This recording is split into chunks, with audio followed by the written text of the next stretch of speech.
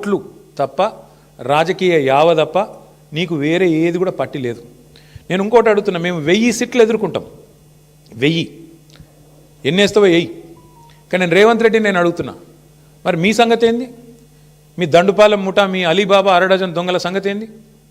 మీ revenue minister Ponguleti Srinivasa Reddy, ఆయన కొడుకు, revenue minister కొడుకు 100 మంది గుండగాలను వేసుకొని ప్రైవేటు వ్యక్తుల భూములో జొరబడుతున్నాడు. దాని మీద ఏవా సిట్టు? దాని మీద ఉండదా విచారణ? అంటే ఇష్టం వచ్చినట్టు రెవెన్యూ మంత్రి కొడుకు పోయి భూములు కొల్లగొడుతుంటే, ప్రైవేట్ వ్యక్తుల భూముల్లోకి పోయి బౌన్సర్లతో పోయి దాడులు చేస్తుంటే సిట్టులు పిట్టులు ఎడదచ్చినాయి? ఎందుకేయవు? అట్లాగే అడుగుతున్నా నేను.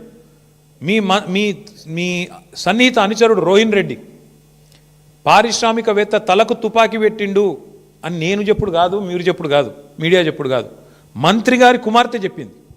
మీ క్యాబినెట్లో ఉన్న మంత్రి గారి కుమార్తె చెప్పింది. మరి దాని మీద ఏవా సిట్టు?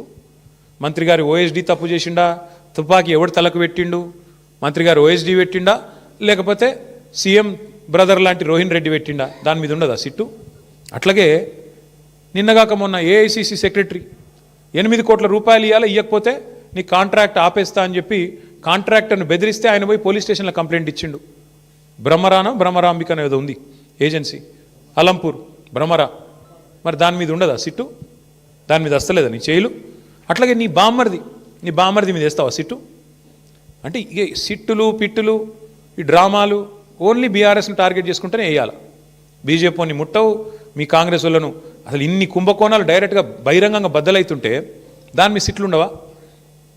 అంతెందుకు నేను ఇంకోటి అడుగుతున్నా, మరి ఒక మీడియా సంస్థ ఏదో కథనం వేస్తే దాని మీద సిట్టేసి 3 జర్నలిస్ట్ని అరెస్ట్ చేసినావు కదా, మరి ఇంకో మీడియా సంస్థ చెప్తున్నది సేమ్ మాట చెప్పింది.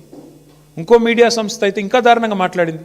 బట్టి విక్రమార్కనే ఇలా పాత్ర పోషించిండు, ఆయననే మొత్తం టెండర్లు రిగ్ చేసిండు నైనిలా అని ఓపెన్గా ఒక మీడియా సంస్థ రాసింది. మరి వాళ్ళ మీద ఎందుకో ఉండదు యాక్షను? వాళ్ళ మీద ఉండదా సిట్టు?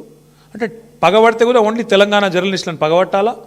ఓ 2 బీసీ బిడ్డలు, ఒక ఎస్సీ బిడ్డ, 3 జర్నలిస్టులు, వాళ్ళని మాత్రం లోపలేయాలా? యాజమాన్యాలను ముట్టవు, నీకు ఆ ధైర్యం లేదు. వాళ్ళని మాత్రం ఎవరైతే అసలు దొంగలు ఉన్నారో వాళ్ళని ముట్టుకునే ధైర్యం లేదు నీకు. ఇవన్నీ ప్రజలు చూస్తలేరు అనుకుంటున్నావా? నేను ఒకటే అంటా ఉన్నా, నువ్వు ఏమన్నా చేసుకో.